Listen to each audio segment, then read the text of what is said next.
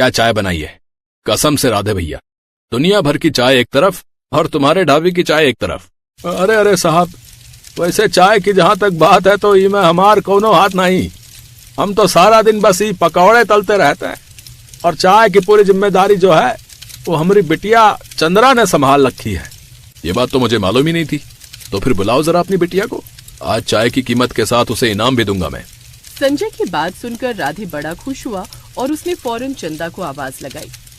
चंदा, अरे ओ चंदा, जल्दी इधर आ। राधे की आवाज सुनकर चंदा फौरन ढाबे के कोने में बनी रसोई से बाहर आई। संजय को लगा था कि चंदा कोई 10-12 साल की छोटी बच्ची होगी, लेकिन जब उसने वाकई चंदा को अपने सामने देखा तो वो तो उसे बस देखता ही रह गया।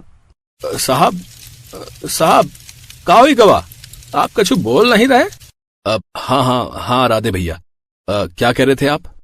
हम कहाँ, अरे कहने वाले तो आप न थे, हमारी चंदा से। हाँ सही कहा। तो चंदा बहुत अच्छी चाय बनाती हो तुम, ये लो चाय के पैसे और तुम्हारा इनाम मैं तुम्हें कल आकर दूंगा, ठीक है? जी ठीक है साहब। इसके बाद चंदा वापस रसोई में जाकर अपने काम में लग गई और फिर राधे ने हिम्मत करके संजय से पूछा, क्या हुआ साहब? हम देखे थे आपने 10 रुपए ज्यादा निकाले थे चंदा को देने के लिए, तो फिर? और वो एक्स्ट्रा 10 रुपए मैंने उसे इसलिए नहीं दिए क्योंकि वो इससे कहीं ज्यादा डिजर्व करती है। इनाम के तौर पर मैं उसे कुछ बढ़िया ला कर दूंगा। वैसे राधे भैया एक बात तो बताओ, कौन उम्र में शादी कर लिए थे जो चंदा जितनी सयानी बिटिया हो गई तुम्हारी? अरे कहाँ भैया, हम तो ब्याह ही नहीं किया अब तक। चंदा तो हमारे बड़े भैया की बिटिया है।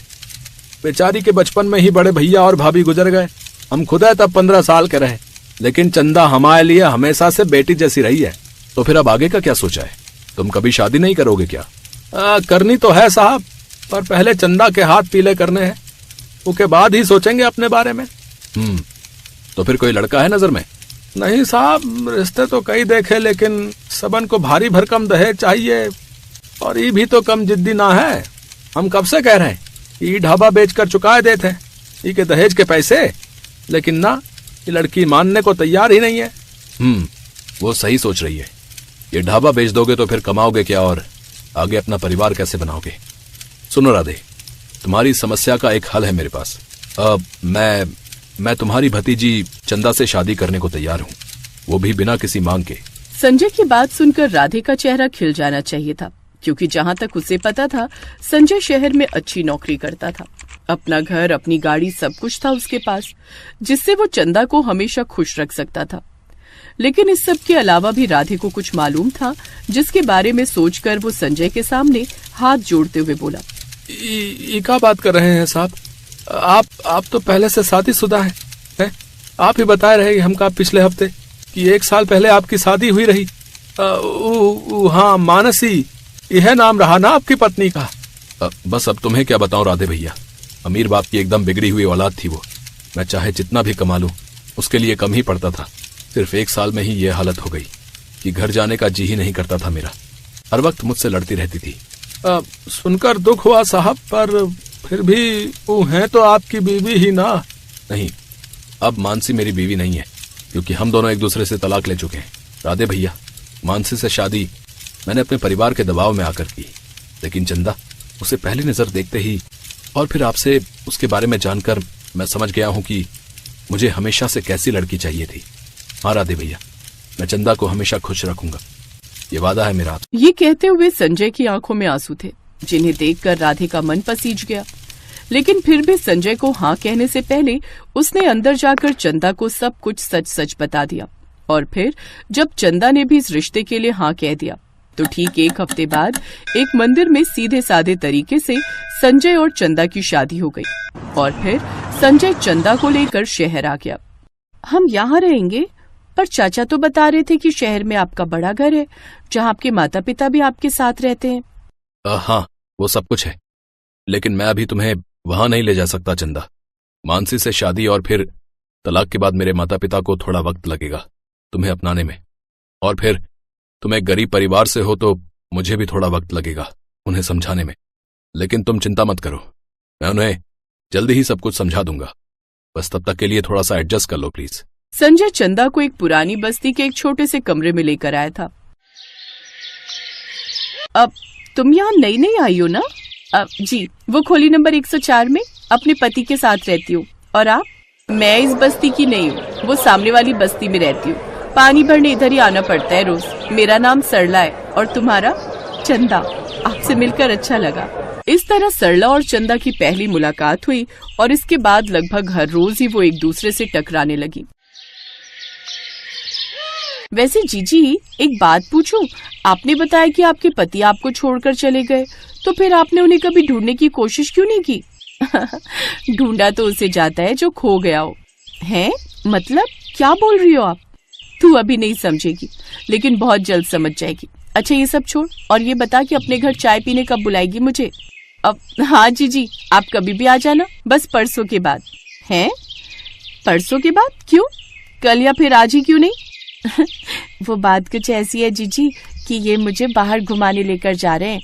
वो क्या कहते हैं, अब अरे जो अभी तक नहीं हुआ हमारा, वो अरे हाँ, हनीमून। हम हनीमून के लिए जा रहे हैं। चंदा की बात सुनकर सरला के चेहरे के हाव भाव अचानक से बदल गए और फिर तो कहाँ लेकर जा रहे हैं वो तुझे? अभी तक बताया तो नहीं, वहाँ पहुँचकर ही पता चलेगा मुझे। चलो जीजी, अब चलती हूँ, घर जाकर सामान भी बांधना है। अब चंदा मेरी बात सुन, तू उसके साथ कहीं मत जा। ये क्या बोल रही हो जीजी? वो मेरे पति हैं और मैं भला क्यों ना जाऊं उनके साथ? वो तुझे धोखे से यहाँ लाया है और तेरे साथ बहुत गलत करने वाला है। बस जीजी बस, आपका पति आपको छोड़ गया, इसका मतलब ये नहीं कि आप सबके पतियों पर उंगली उठाती फिरो। अरे भगवान को साक्षी मानकर 7 फेरे लिए हैं हमने, तो फिर धोखा कैसा? चंदा तू समझ नहीं रही है। मैं सब समझ गई। तुम मुझसे जलती हो जीजी, अपना घर तो संभाल नहीं सकी, अब मेरा घर तोड़ना चाहती हो। चली जाओ और आज के बाद अपनी शक्ल भी मत दिखाना मुझे। ये कहकर चंदा वहाँ से चली गई और पीछे से सरला ने भी उसे रोकने की कोशिश नहीं की। लेकिन घर पहुँचते ही चंदा ने कुछ ऐसा देखा जिसे देखकर उसके होश उड़ गए। चंदा के घर के बाहर सरला करीब 10 औरतों के साथ खड़ी थी, जो गुस्से से चीख चीख कर चंदा के पति संजय को गालियां दे रही थी। अरे अरे, ये क्या तरीका है? कौन है आप लोग? ओ, तुम लेकर आई हो इन्हें? वैसे नहीं तो ऐसे। गलती मेरी ही है जो बिना जाने परखे तुम्हें अपनी सहेली बना लिया। देखो तुम फौरन चली जाओ यहाँ से, वरना मैं क्या कर बैठूंगी मुझे नहीं पता। कुछ नहीं कर पाएगी तू, जैसे हम सब कुछ नहीं कर पाई। और तू क्या मुझे अपनी सहेली बनाएगी? हम दोनों का रिश्ता तो हमारे मिलने से पहले ही जुड़ गया था। अरे पगली सौतन है तू मेरी, और सिर्फ मैं ही नहीं बल्कि ये सब की सब तेरी सौतने हैं। संजय ने हम सबको बेवकूफ बनाकर हमसे शादी की और फिर हम सबको अलग अलग जगह ले जाकर बेच दिया। नहीं, झूठ है ये। मेरे अलावा उनकी सिर्फ एक पत्नी थी, मानसी, जिसके बारे में उन्होंने मेरे चाचा और मुझे पहले ही बता दिया था। तेरे लिए मानसी, मेरे लिए राधा, और इनमें से हर एक के लिए कोई और। चंदा ये सब जाल था उसका, हम जैसी गरीब और भोली भाली लड़कियों को फंसाने के लिए। वरना तू खुद सोच, क्या तेरे चाचा ऐसे ही किसी के साथ भी तेरी शादी कर देते? लेकिन कोई बात नहीं, तू भले ही मुझ पर भरोसा मत कर, लेकिन मैं तेरे साथ कुछ गलत नहीं होने दूंगी, क्योंकि सौतन से बढ़कर सहेली है तू मेरी। पुलिस को साथ लाई हूँ, अब वही तुझे सारा सच बताएगी। ये कहकर सरला ने चंदा के घर की ओर देखा, जहाँ से संजय हाथों में हथकड़ी पहने पुलिस के घेरे में बाहर आ रहा था। चंदा ने फौरन जाकर पुलिस इंस्पेक्टर से बात की और तब जाकर उसे समझ आया कि सरला उसकी सच्ची सहेली है। संजय वाकई उसे अपने साथ ले जाकर बेचने वाला था और सरला की वजह से ही वो बाल बाल बची थी।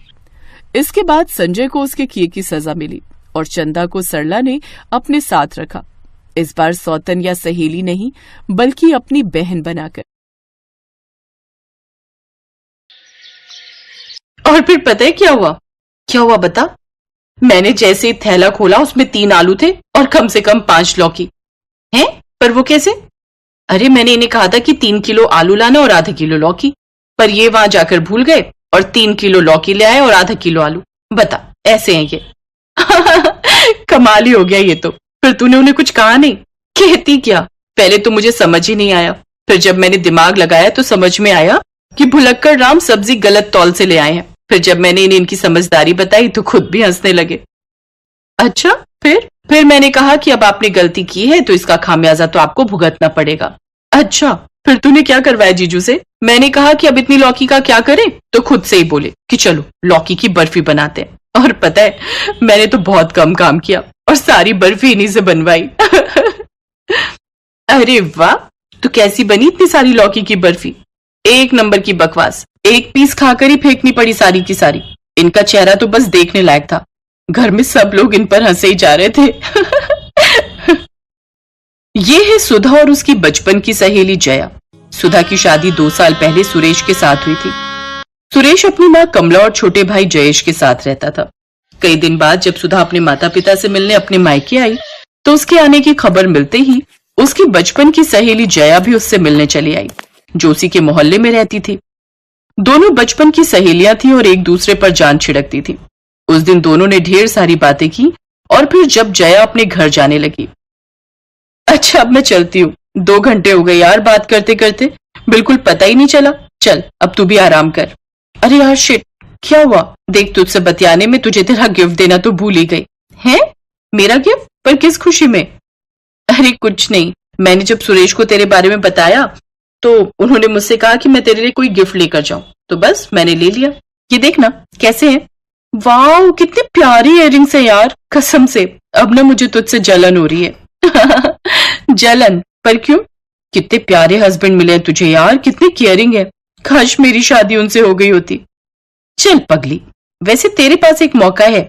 हैं? क्या बोल रही है? अरे मैं अपने देवर जयेश की बात कर रही हूँ, वो बिल्कुल अपने भैया की कॉपी है और तेरे लिए एकदम परफेक्ट है। बोल, बात चलाऊं क्या? चल पगली, ओके बाय। जया शर्माते हुए वहां से चली गई। सुधा 1 हफ्ते के लिए अपने मायके आई थी और जया उससे रोज मिलने आती थी। और फिर जब सुधा के ससुराल वापस जाने का वक्त आया तब, क्या यार अब तू चली जाएगी? कितना मजा आया ना 6 दिन।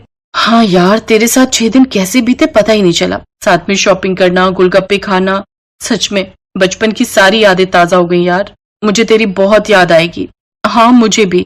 अच्छा सुन ना, तूने क्या सोचा फिर उस बारे में? किस बारे में? अरे पगली, शादी तो करेगी ना कहीं, तो मेरे ही घर आ जाना, मिलकर खूब मस्ती किया करेंगे। हैं? तू सच में कह रही थी क्या उस दिन? और नहीं तो क्या, तुझे क्या लगा मजाक कर रही हूँ मैं? और क्या, देख मेरी तो अरेंज मैरिज हुई थी, इसलिए मैं तो सुरेश को जानती भी नहीं थी। पर मेरी किस्मत देख कि मुझे कितने केयरिंग और लविंग हस्बैंड मिले। और भरोसा रख, जयेश भी वैसा ही है और मैं गारंटी दे रही हूँ उसकी। और वैसे भी अगर तू मेरी देवरानी बनकर आएगी तो सोचना, फिर तो मजा ही आ जाएगा। रोज शॉपिंग और रोज गोलगप्पे, एक बार सोचकर तो देख। पर कुछ नहीं। अरे मेरी देवरानी बन जाएगी तो जिंदगी भर साथ रहेंगे हम दोनों, एक घर में एक छत के नीचे। प्लीज हाँ बोल देना यार। अच्छा ठीक है बाबा, पर बात किससे करूं, कैसे करूं, मतलब कि अरे उस सब के लिए मैं हूं ना, तू बिल्कुल चिंता मत कर। इतना कहते ही सुधा ने खुशी में जया को जोर से गले लगा लिया। दोनों सहेलियां बहुत खुश थीं। उधर सुधा ने अपने ससुराल जाते ही अपनी सास कमला से जया के लिए बात की।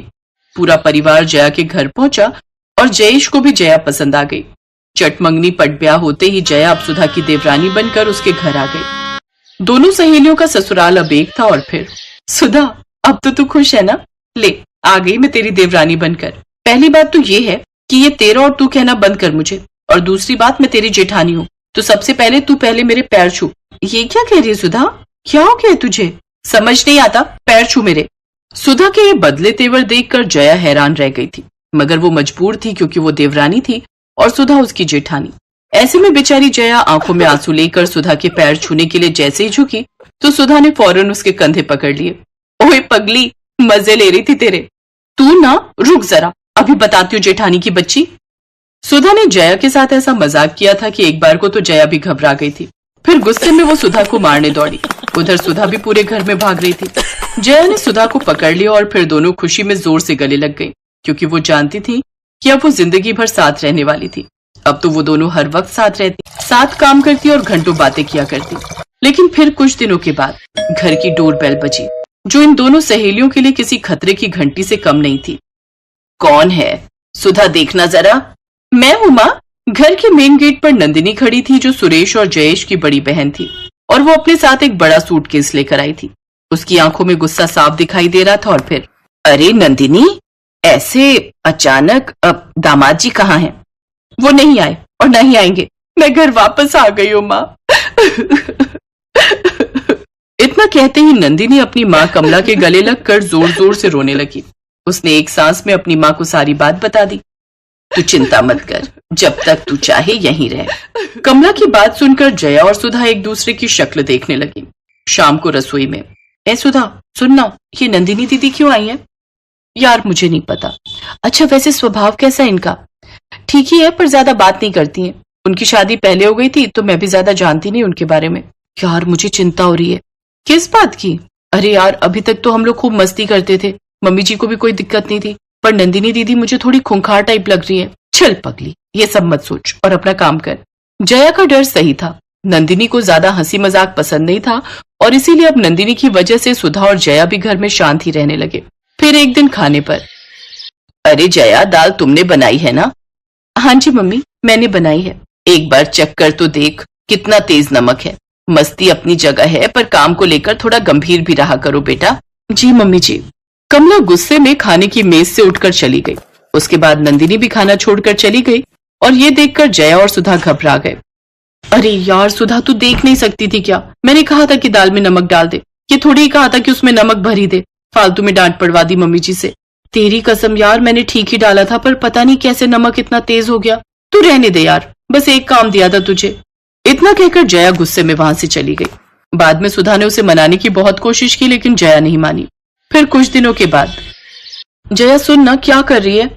कपड़े धो रही हूँ। बता। यार मेरी एक साड़ी धो देगी क्या प्लीज? हाँ हाँ ठीक है, ला दे दे। जया ने गुस्से में सुधा से उसकी साड़ी ले ली। उधर कपड़े धोकर जया छत पर गई और सारे कपड़े सूखने के लिए डाल दिए। थोड़ी देर बाद सुधा अपनी साड़ी लेने छत पर गई तो उसने देखा कि उसकी साड़ी पहले से भी ज्यादा गंदी थी और छत के कोने में जमीन पर पड़ी थी। ये देखते ही सुधा भड़क गई और तेजी से नीचे उतरी। जया, ओ जया, अगर तुझे साड़ी नहीं धोनी थी तो साफ बोल देती ना, उसे ऐसे फेंकने की क्या जरूरत थी? देख, मैंने तुझे कहा था कि मैंने जानबूझकर नमक तेज नहीं किया था, पर तू है कि अब उस छोटी सी बात का बदला लेने पर आ गई। जा, मुझे तुझ सबसे कोई बात नहीं करनी। ओए सुन, तू क्या बात नहीं करेगी मुझसे? मैं ही तुझसे बात नहीं करूंगी। अब से भाड़ में जा तू, समझी? जया के इतना कहते ही दोनों में लड़ाई शुरू हो गई। तभी वहां उनकी सास कमला आ गई और फिर, अरे ये क्या कर रही हो तुम दोनों? आपस में मत लड़ो। देखिए ना मम्मी जी, इसने मेरी साड़ी फेंक दी। मम्मी जी कसम से मैंने नहीं फेंकी, बल्कि इसी ने दाल में नमक तेज कर दिया था उस दिन। मम्मी जी से कह दो कि ये यहाँ से चली जाए, वरना मैं कुछ कर बैठूंगी। तुम दोनों चुप हो जाओ।